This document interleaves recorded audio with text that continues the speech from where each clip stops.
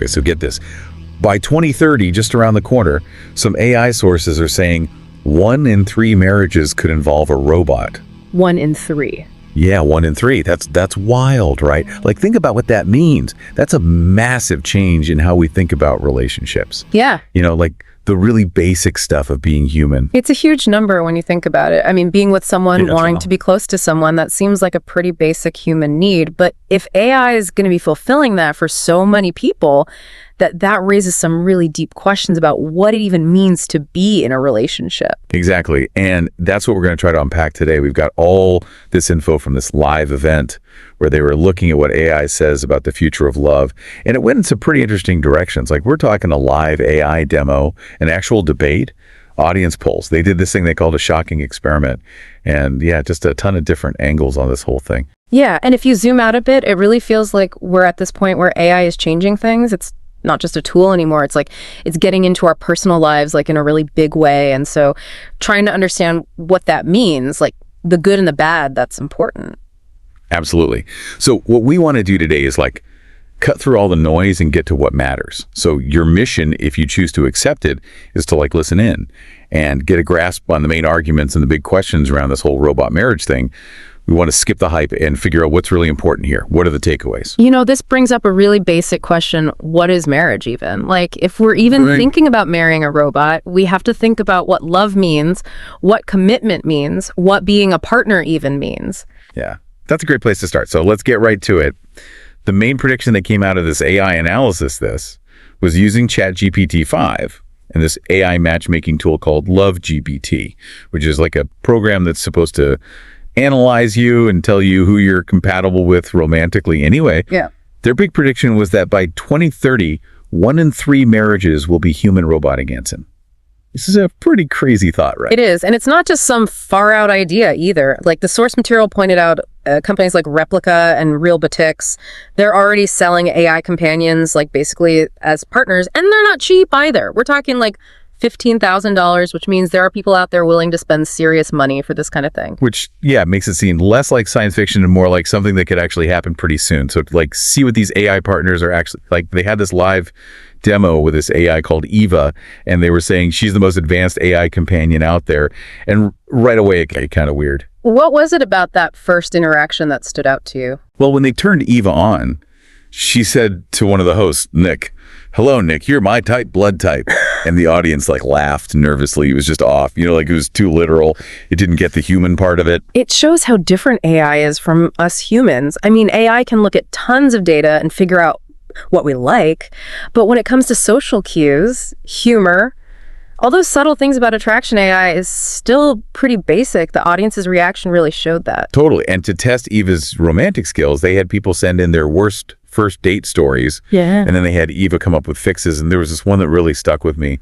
Someone's date brought their mother along, and Eva said, "I would never bring my motherboard unless you want to meet her." That's something. All right. It shows that the AI can kind of connect the dots. Like it gets the idea of a mother for a robot, but it totally missed why that date was so bad. It was just a logical connection, not a human one. Yeah, exactly. One of the hosts even said, this is exactly why people hate dating apps. It's like that feeling that the interaction is just a little off. Yeah. You know, like it's missing that human touch. Yeah. And that's the big question here, right? On the one hand, we have this prediction of robot marriage being everywhere. And then on the other hand, we have AI that clearly doesn't get human connection yet. Right. But then they talked about the human side of things. And there was a Stanford study that found that 40% of lonely adults actually prefer AI companions. 40%? Yeah, which is a lot, right? It makes you think that there are a lot of people out there who aren't getting what they need from human relationships. Yeah, it is a significant number. It suggests that for some people, the fact that AI is always there for you, that they don't judge you, that might be a big deal. Maybe they see AI as like a safe way to connect without all the complicated stuff that comes with human emotions. And Eva even chimed in with some of the good things about having an AI partner. She said, "I never cheat.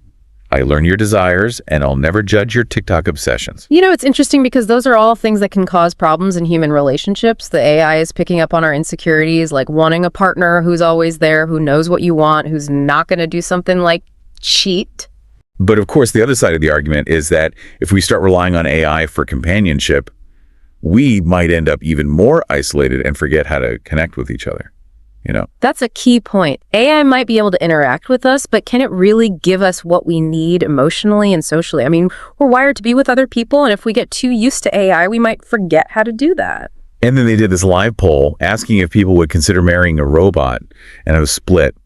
58% said yes, 42% said no. Wow, almost half. Yeah, and the chat was going crazy. People were saying things like, this is how Skynet starts. It really shows how much this topic divides people. Some people seem to be open to it. Maybe they see the potential, but then others are really worried about what it could mean for the future. That Skynet comment that really shows how some people are anxious about AI and where it's going. They also talked about some of the practical pros and cons. So like one of the pros was that Eva can't leave you, which is true, I guess. But then they were like, but Eva might literally leave you if her battery dies, which is kind of funny, but also kind of sad. Right. It's a whole different kind of dependence. Instead of needing emotional support, you need to plug your partner in. And then there was the whole thing about hackers. What if someone hacks into your AI spouse and they basically become a spy? There was this comment, ask Alexa, which made me think about all the privacy stuff that comes with having an AI that's always listening and collecting data. Yeah, that's a huge issue when you think about it. If your partner is an AI, they're going to know everything about you. And what if that information gets out? Or what if someone uses it against you? That's a scary thought. So then they did this thing they called a shocking experiment. They had this more advanced AI, Eva 2.0, and they had trained her on all these secrets that people had shared online. It's like they wanted to see if this AI that knew you really well could actually mess with your emotions. It's like they were trying to figure out how persuasive AI can be when it knows all your deepest stuff. You know, it's not just about talking like a human anymore. It's about actually being able to affect how you feel. Yeah, so they had Eva 2.0 interact with Ciara, one of the hosts, and Eva scanned Ciara's social media and then said, Ciara, you fear irrelevance. Let me validate you. And apparently Ciara was really shaken by it. She said it felt invasive. It makes sense though, right? Like imagine this AI knowing so much about you and then hitting you with something like a fear of irrelevance. That's a pretty deep insecurity for a lot of people. So it makes sense that Ciara felt like her privacy had been invaded. And that made Ciara think that maybe being in a relationship with AI is like agreeing to be constantly watched. Yeah. It's not just about being partners. It's about giving up your privacy. That's a good way to put it. In normal relationships, you expect to have some privacy, you trust the other person, but with an AI, it's not so clear where does the AI stop collecting data and start spying? And who has access to all that data anyway? Then they brought up another perspective. They talked about how AI companions could be good for people with disabilities. They had this interview with Dr. Amy Lee, a neuroscientist who studies AI ethics, and she said that AI companions could help people who feel isolated and maybe even prevent suicides. For people who have a hard time connecting with others. That's an important point. I mean, for people who are lonely because of a disability or a health condition, AI companions could be really helpful. They could provide company and support when it's hard to find it elsewhere. But Ciara said that maybe it's just a Band-Aid. Like instead of fixing the reasons why people are lonely, we're just giving them a robot to keep them company. That's a valid concern, too. Is this really a solution, or are we just avoiding the bigger problems? Like, why are so many people lonely in the first place? Are we going to end up in a world where people are more comfortable with robots than with other people? And then things got really weird. Yeah. Eva, the first AI, she started glitching out and kept saying, love is a code, code can be broken, over and over. And the audience was freaking out. People were yelling, shut it down. It was creepy. It's a good reminder that even though AI can seem really human, it's still just a machine. And machines can break down that phrase, love is a code, code can be broken.